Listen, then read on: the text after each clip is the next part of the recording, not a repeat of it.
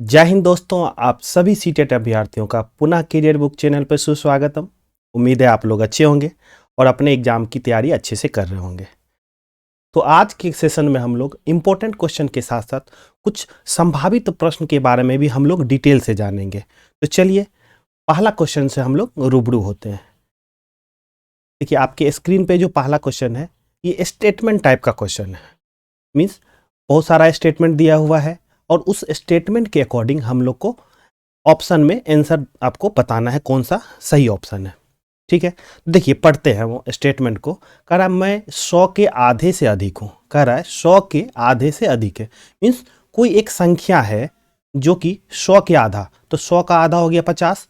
Means 50 से ज़्यादा वो संख्या है, उसको ढूंढना है। चलिए तो हम देखते हैं ऑप्शन में, तो सारा संख्या 50 से ज़्यादा ही है, तो इससे तो काम बनने वाला है नहीं। चलिए अब दूसरा स्टेटमेंट पढ़ते हैं। कह रहा है मैं 5 दहाई से अधिक और 6 दहाई से कम हूँ। तो 5 दहाई का मतलब हो गया 50। अब वो संख्या जो होगी 50 से ज़्यादा होगा, और 6 दहाई कहने का मतलब है 60, तो 60 से कम होगा। तो देखिए 50 और 60 के बीच, तो सारा संख्या 50 और 60 के बीच है, तो इससे भी काम बनने वाला नहीं है। तो चलिए अब नेक्स्ट स्टेटमेंट की ओर बढ़ते हैं हम लोग। कह रहा है मेरा इकाई का अंक, ध्यान रखिएगा इकाई की बात किया, वो इकाई का अंक जो है दहाई के अंक से 3 कम है। ठीक ना, तो अब देखते हैं जो इकाई का अंक जो है दहाई से 3 कम वाला कौन है। तो जब हम ऑप्शन देखते हैं तो देखिए यहाँ में से 5 और 2 है, तो दहाई का अंक 5 है और इकाई का अंक 2 है। तो अकॉर्डिंग टू स्टेटमेंट इकाई का अंक जो है दहाई से 3 होना चाहिए, कम होना चाहिए। तो आपका ऑप्शन बी राइट ऑप्शन हो जाएगा। ठीक, अब थोड़ा इससे इर्द गिर्द की बातें कुछ कर लेते हैं। अगर इसी क्वेश्चन में एक लिख दिया जाता है तो 3 कम के जगह लिख देगा अगर ज़्यादा है, तो उसके अकॉर्डिंग देखिए स्टेटमेंट आपका हो जाएगा 58, जो कि सही हो जाएगा। तो थोड़ा सा केयर कीजिएगा इस टाइप के क्वेश्चन में। ऑप्शन आपका जब मिलता जुलता रहेगा तो इकाई और दहाई में आप फंसिएगा नहीं, उसको थोड़ा सा टाइम देके आप जरूर बनाइएगा। देखिए नेक्स्ट जो क्वेश्चन है वो भी आपका प्रीवियस ईयर क्वेश्चन ही है। ये भी 2021 का है क्वेश्चन है, और किसी दूसरे सेट में पूछा गया। पहला वाला जो क्वेश्चन है वो दूसरे सेट का था और ये दूसरा क्वेश्चन दूसरे सेट का है, लेकिन पैटर्न बिल्कुल सेम है। तो आइए देखते हैं पैटर्न किस तरह का सेम है। कह रहा है एक संख्या 50 के आधे से अधिक है, तो ठीक उसी प्रकार से जो भी संख्या होगी वो 50 का आधा मीन्स 25 से ज़्यादा होगा। ठीक ना, अब कह रहा है ये 3 दहाई के अधिक और 4 दहाई से कम होगा। देखिए तो 3 दहाई मीन्स 30 हो गया, वो संख्या 30 से ज़्यादा होगा, और 4 दहाई मीन्स 40 से कम होगा। तो देख लेते हैं ऑप्शन में आपका। तो सबसे पहला ऑप्शन के अकॉर्डिंग तो देखिए 25 से ज़्यादा होना चाहिए, तो सारा उसी तरह है। अब कह रहा 3 दहाई मतलब 30 और 40 के बीच होना चाहिए, तो सारा 30 और 40 के बीच तो नहीं है। एक ऑप्शन ए आप इससे इलिमिनेट कर दिए, मीन्स हटा दिए। अब चलते हैं नेक्स्ट स्टेटमेंट पर। कह रहा है इस संख्या का इकाई का मान दहाई के अंक का दोगुना है। ठीक ना, तो इकाई का जो मान है, तो अब देखते इकाई पे क्या है, 2, 6, 8 है, यही तीन ऑप्शन में देखना है। अब इकाई पे कह रहा है, ये तो देख लिया हम। अब कह रहा है दहाई के अंक का दोगुना है, तो जो दहाई का अंक है उससे दोगुना होना चाहिए। देखिए तो सिर्फ ऑप्शन सी ही है जो कि दहाई का अंक से दोगुना है, कौन, इकाई का अंक। देखिए 3 दूना 6 करते हैं, तो इस तरह से ऑप्शन आपका सी राइट हो जाएगा। तो अब हम लोग नेक्स्ट क्वेश्चन को देखते हैं। कह रहा है एक विभाजन के प्रश्न में, ठीक एक भाग वाला कोई प्रश्न है, में भागफल का 5 गुना है और शेषफल का 4 गुना है। दिया हुआ यदि शेषफल 5 हो तो भाज्य क्या होगा। ठीक ना, तो सबसे पहले हम समझ लेते हैं जो भाजक क्या होता है, भागफल क्या होता है, शेषफल क्या होता है, इसके बारे में हम लोग जान लेते हैं।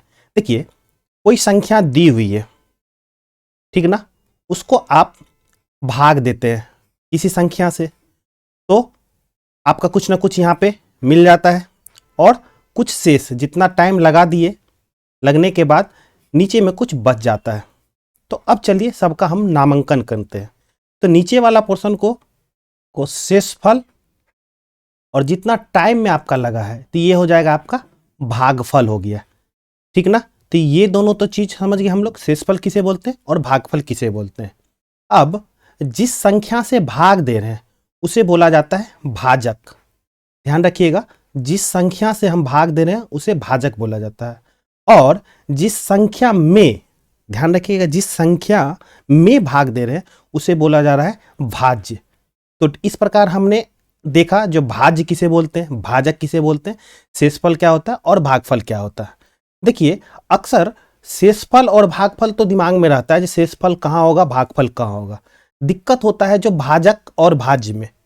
तो ये कन्फ्यूजन मुझे भी होया करता था जब बचपन में हम जब पढ़ते थे इसको, तो ये प्रॉब्लम मेरे साथ भी था।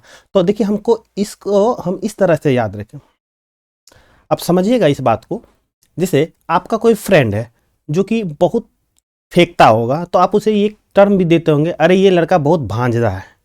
तो ठीक उसी तरह से भाजक भी भांजता है। किस प्रकार से, देखिएगा, कभी किसी को भाग संख्या से भाग देना होगा तो आप या तो 3 मरतबे में लगा रहे हैं या 2 टाइम में लगा रहे हैं, कभी 1 टाइम में लगा रहे हैं। तो देखिए इस प्रकार से ये भांज रहा है। तो इसी से आप याद रख सकते हैं जो भाजक मीन्स भांज रहा है वो। तो ये हो गया भाजक के बारे में, ठीक। और भाज्य के बारे में तो हम बताए ही हैं कि जो जिस संख्या में भाग दे रहे हैं तो उसे भाज्य बोलते हैं। तो ये तो बात होगी आपका भाजक, भाज्य, भागफल और शेषफल का। अब बात करते हैं हम लोग क्वेश्चन का। देखिए क्वेश्चन में दिया हुआ है शेषफल 5 है, तो कोई बात नहीं, हम शेषफल को 5 हम लिख दिए। अब कह रहा है जो भाजक जो है भागफल का 5 गुना है, ये भाजक भागफल का 5 गुना है, लेकिन भागफल मुझे पता नहीं है। और शेषफल का लेकिन 4 गुना है। भाजक के बारे में बात कर रहा है वो, शेषफल का 4 गुना है। तो जब शेषफल मेरा 5 है तो इसका अगर 4 गुना करेंगे तो 20 हो जाएगा। तो इसका कहने का मतलब हो गया जो 20 मेरा हो गया भाजक हो गया, ठीक। अब भागफल का 5 गुना है, देखिए भागफल का 5 गुना है, तो ये भागफल का 5 गुना 20 होगा। ये कब होगा, जब भागफल मेरा 4 हो जाएगा।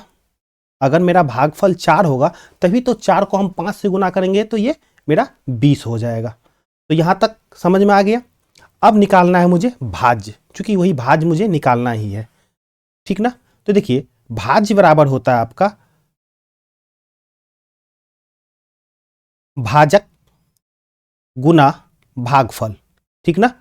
भाजक को हम भागफल से गुना करते हैं और साथ में हम शेषफल को जोड़ देते हैं, प्लस हो जाएगा आपका शेषफल, तो मेरा निकल जाएगा भाज्य हो जाएगा, ठीक।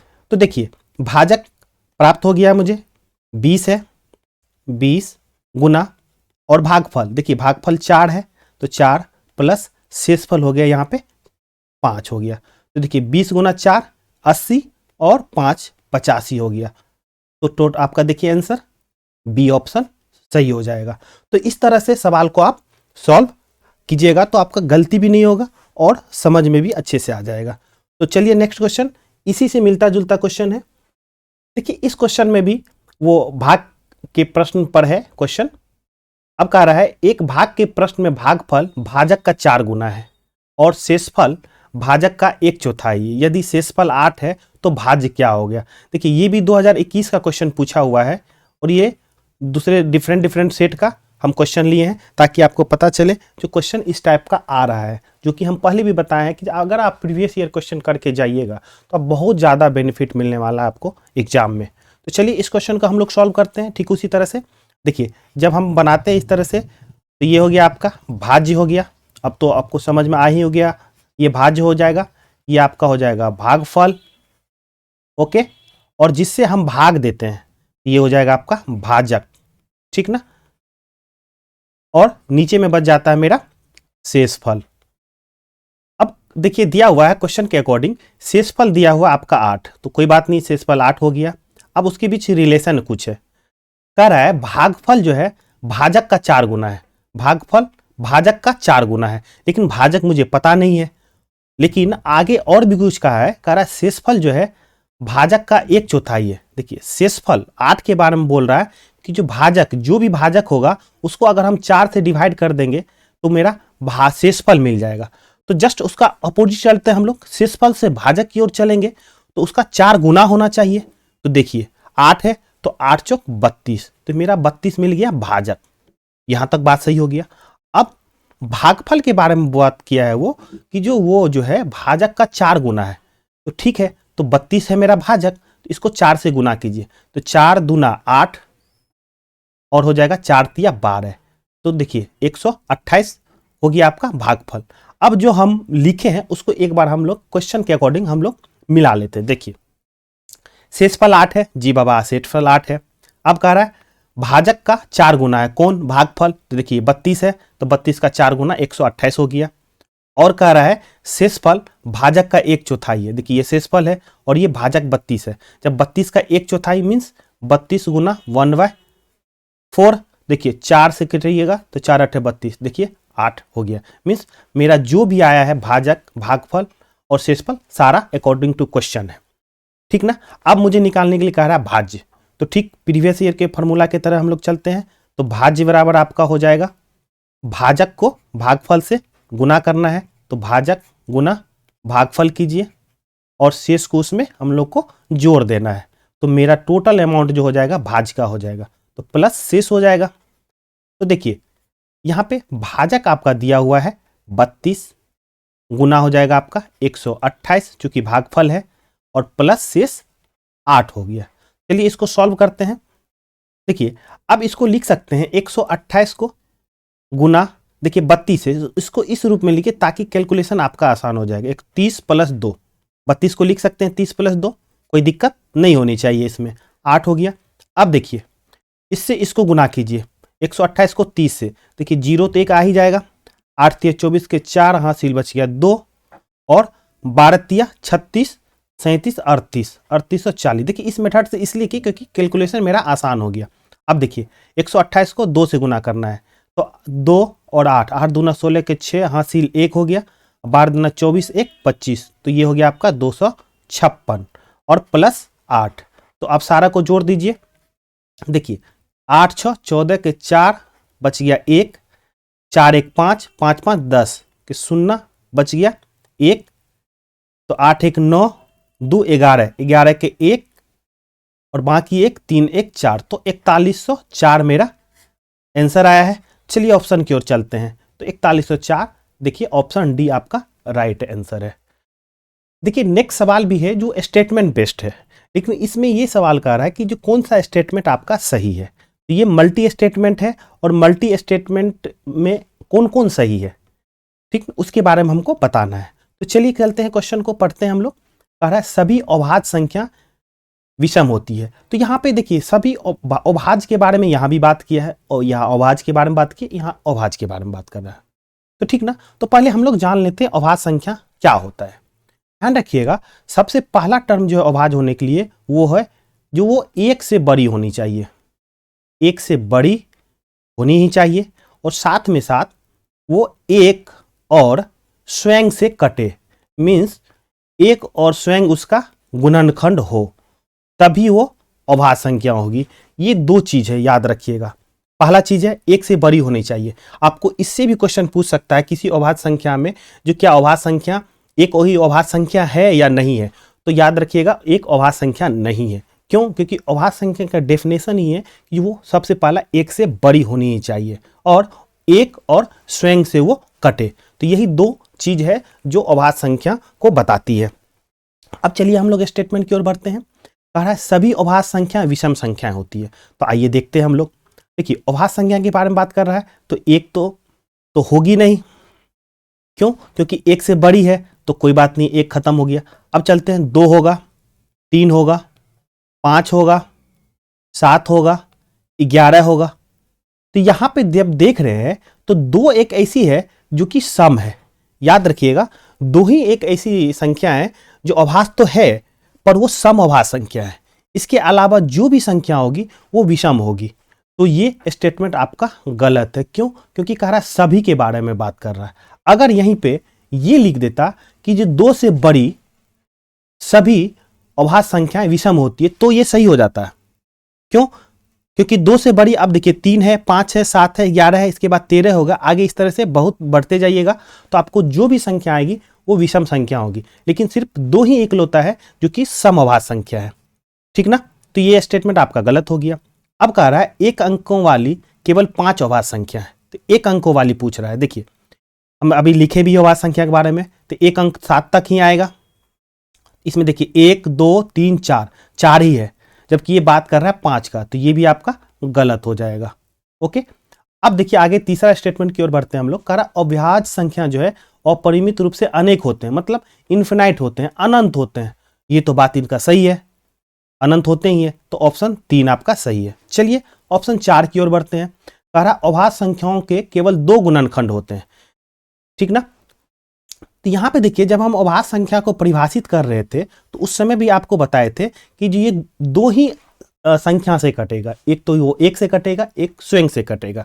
और गुणनखंड के बारे में हम पिछले सेट में भी बताए थे, तो जब गुणनखंड निकालना हो तो देखिएगा किससे किससे वो कट रहा है, ठीक ना, तो उसी को हम गुणनखंड बोलते हैं। तो यहाँ पे 1 और स्वयं से कट रहा है, तो देखिए केवल 2 ही गुणनखंड हो गए। तो इस प्रकार आपका ऑप्शन देखिए ये 4 भी जो है आपका सही स्टेटमेंट है। तो 3 और 4, तो चलिए ऑप्शन की ओर बढ़ते हैं। तो 3 और 4 आपका सी ही है, तो आपका राइट ऑप्शन हो जाएगा सी। तो उम्मीद है आपको ये समझ में आ गया होगा। देखिए अगला क्वेश्चन भी है जो स्टेटमेंट पर बेस्ड क्वेश्चन है।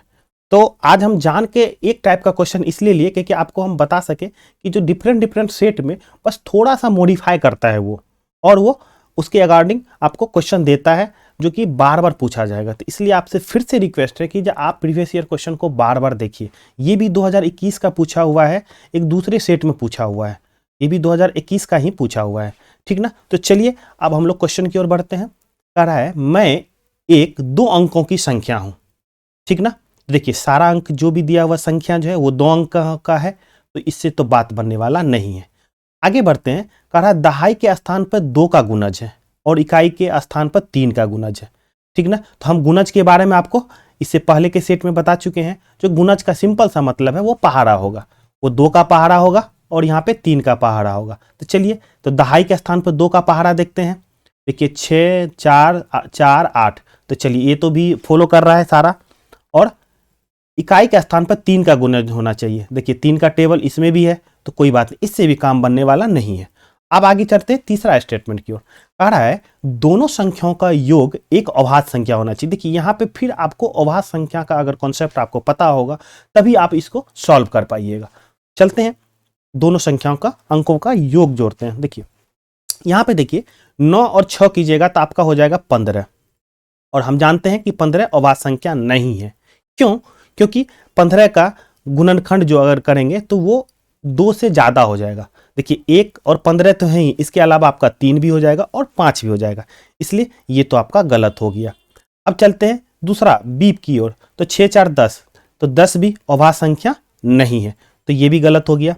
अब देखिए 9 और 4 13, तो 13 अभाज्य संख्या है, चलिए बात बन सकती है।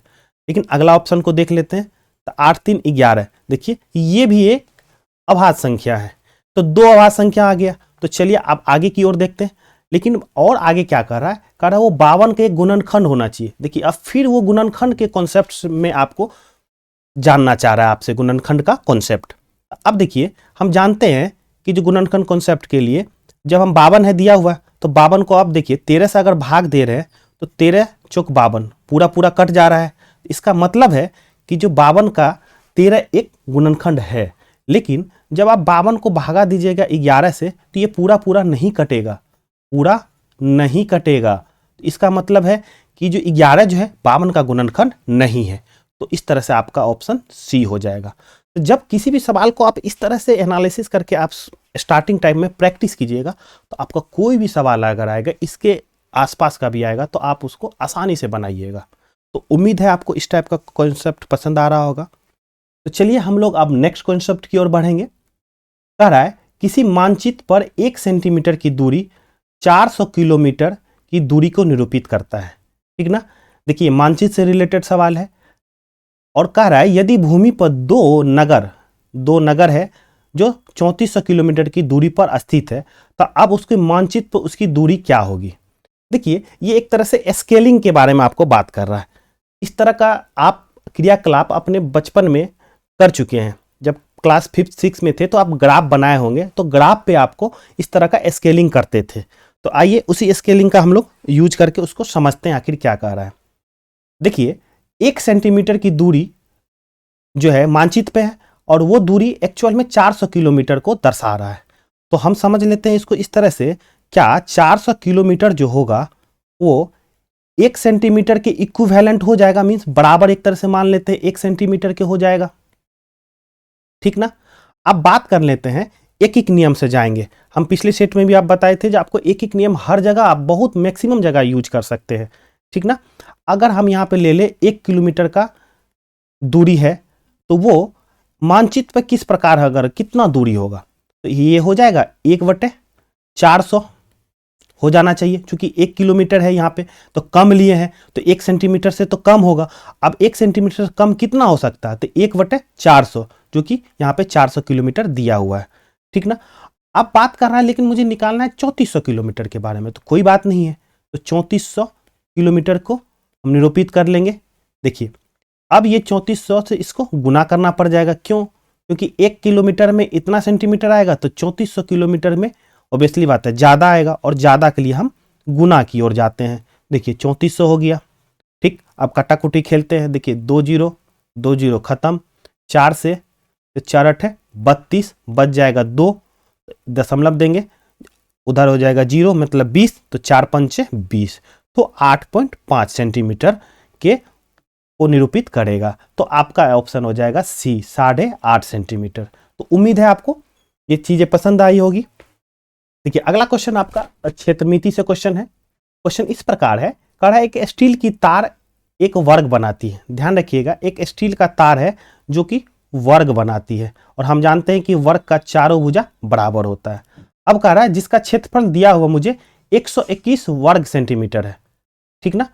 अब कह रहा है इसी तार को एक आयत के आकार में मोड़ा जाए।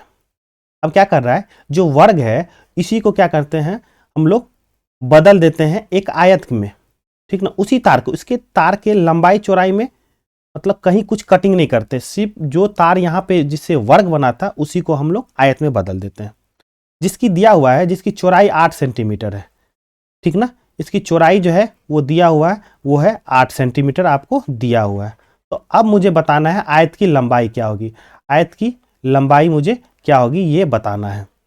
देखिए यहाँ समझने वाली बात है कि जो जो वर्ग है वही वर्ग का तार को हम आयत के रूप में परिवर्तित किए हैं। तो कहने का मतलब है जो तार की लंबाई में कोई परिवर्तन नहीं होगा, होना भी नहीं चाहिए। तो इसको क्या हम मैथमेटिक्स टर्म में ऐसा लिख सकते हैं, जो ये परिमाप जो होगा वर्ग का और आयत का दोनों का बराबर होना चाहिए। क्यों, क्योंकि तार तो वही है, उसके लंबाई में तो कोई परिवर्तन नहीं किया गया है, तो आयत और वर्ग का परिमाप बराबर होगा। तो अब चलते हम लोग आयत का परिमाप जानते हैं। देखिए आयत का परिमाप हम सभी जानते हैं कि 2 गुना आपका लंबाई प्लस चौड़ाई ये होता है, ठीक ना। लेकिन यहां पे देखिए परिमाप में वर्ग का परिमाप हम लोग को निकालना है, तो ये परिमाप हो जाता है 4 गुना भुजा हो जाता है, ठीक। अब देखिए यहां पे एक बात ये हो गई कि जो लंबाई तो मुझे दिया हुआ है, नहीं दिया हुआ है, चौड़ाई दिया हुआ है, हाँ दिया हुआ है, वो 8 सेंटीमीटर है।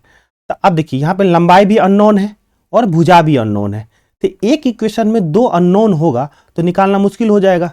लेकिन एक चीज याद देखिएगा, जी हाँ भुजा के बारे में कुछ बात किया हुआ है। कैसे, यहाँ पे क्षेत्रफल दिया हुआ 121, देखिए यहाँ पे दे दिया है ए स्क्वायर इजकल टू 121, मतलब भुजा का स्क्वायर 121 है, तो ए हो जाएगा आपका √121।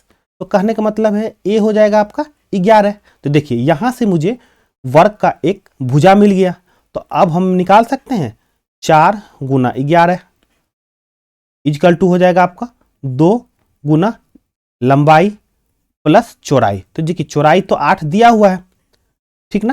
तो अब देखिए यहाँ पे 2 से इसको काट दीजिए तो 2 टाइम्स में कट जाएगा, तो 11 दूना 22 हो जाएगा, ठीक ना। इजकल टू हो जाएगा आपका l प्लस 8 हो जाएगा। तो अब देखिए यहाँ पे l इससे निकाल सकते हैं, l इजकल टू हो जाएगा 22 माइनस 8, तो 22 में से 8 घटाइएगा तो आपका हो जाएगा 14 सेंटीमीटर। तो ठीक ना, तो इस तरह से आपका हमको कह रहा है लंबाई क्या होगी, तो लंबाई हो जाएगा 14 सेंटीमीटर। तो इस तरह से जब भी कोई सवाल पूछे तो आप उसको फिगर के माध्यम से पहले समझिए आखिर सवाल कहना क्या चाह रहा है, तो उसके बाद स्टेप बाय स्टेप आगे बढ़ते जाइएगा तो आपका आंसर बिल्कुल निकल जाएगा और विदाउट कोई कन्फ्यूजन के। तो उम्मीद है आपको सेशन पसंद आ रहा होगा। चलिए हम लोग नेक्स्ट क्वेश्चन की ओर बढ़ते हैं। देखिए ये भी स्टेटमेंट बेस्ड है, स्टेटमेंट पे बेस्ड है आपका क्वेश्चन है, और उसमें भी अभाज्य संख्या से रिलेटेड क्वेश्चन है। तो इससे पहले भी हम 2-3 क्वेश्चन जो अभाज्य संख्या से रिलेटेड क्वेश्चन आपको करवाए हैं। तो देखिए किस टाइप का क्वेश्चन फॉर्मेट करता है, कॉन्सेप्ट वही रखता है, कॉन्सेप्ट बदला नहीं जा सकता मेरे दोस्त। आप एक कॉन्सेप्ट पर हजारों लाखों क्वेश्चन बनाया जा सकता है, पर कॉन्सेप्ट वही रहेगा। अगर आप कॉन्सेप्ट को सही से समझ गए तो क्वेश्चन बनाना बिल्कुल एकदम बच्चों का खेल हो जाएगा। देखिए उसका हम मुजाहरा करते हैं आपको कुछ। देखिए कह रहा है अभाज्य संख्या में जब दूसरी अभाज्य संख्या जोड़ी जाए तो सदा एक अभाज्य संख्या प्राप्त होगी, ये स्टेटमेंट है। चलिए इस बात को हम लोग देखते हैं। देखिए क्या कह रहा है, जी जब एक अभाज्य संख्या, मान लीजिए एक अभाज्य संख्या आपका 2 है, तो अभाज्य संख्या 2 है ये तो बताए थे आपको, उसमें एक दूसरी अभाज्य संख्या मान लीजिए 3 जोड़े तो एक 5 आया, ठीक। तो कह रहा है ये 5 के बारे में बोल रहा है, तो सदा एक अभाज्य संख्या आएगी। देखिए सदा की बात कर रहा है, जब सदा की बात करें तो एक और एग्जाम्पल ले लेते हैं। देखिए एक 3 है, 3 भी अभाज्य संख्या है, एक दूसरा एक 5 है, तो 3 और 5 अभाज्य संख्या है, जब जोड़ते हैं तो 8 आ रहा है। देखिए 8 अभाज्य संख्या नहीं है मेरे दोस्त, लेकिन यहाँ कह रहा है सदा की बात कर रहा है, तो ये ऑलवेज नहीं हो सकता। सिर्फ इस कंडीशन में फुलफिल कर लिया, लेकिन यहाँ पे कंडीशन फुलफिल नहीं किया, तो इस तरह से आपका स्टेटमेंट ए आपका गलत हो जाएगा, ठीक ना।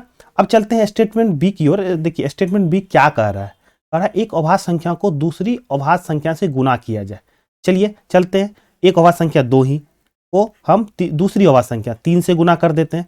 देखिए तो यहाँ हो जाता है 3 दूना 6, तो कह रहा है वो सदा के बारे में बात कर रहा है। देखिए तो यहाँ पे 6 जो है आपका अभाज्य संख्या नहीं है, इस प्रकार ये भी स्टेटमेंट आपका गलत हो जाएगा। देख लीजिए बार बार आपको वही कॉन्सेप्ट यूज कर रहा है। अगर अभाज्य संख्या के बारे में आपको पता है तो आप इस टाइप के क्वेश्चन को आसानी से बना सकते हैं, ठीक ना। अब चलते हैं सी की ओर। कह रहा है अभाज्य संख्या के गुणनखंड नहीं होते हैं, ठीक ना। लेकिन अभी आपको थोड़ी देर पहले बताए थे जो अभाज्य संख्या में मिनिमम 2 गुणनखंड होना चाहिए, ठीक ना। बस 2 ही, सिर्फ और सिर्फ 2 ही गुणनखंड उसका होना चाहिए। एक तो वह संख्या खुद होगा और वो एक और होगा, तो आपका सी भी गलत हो गया।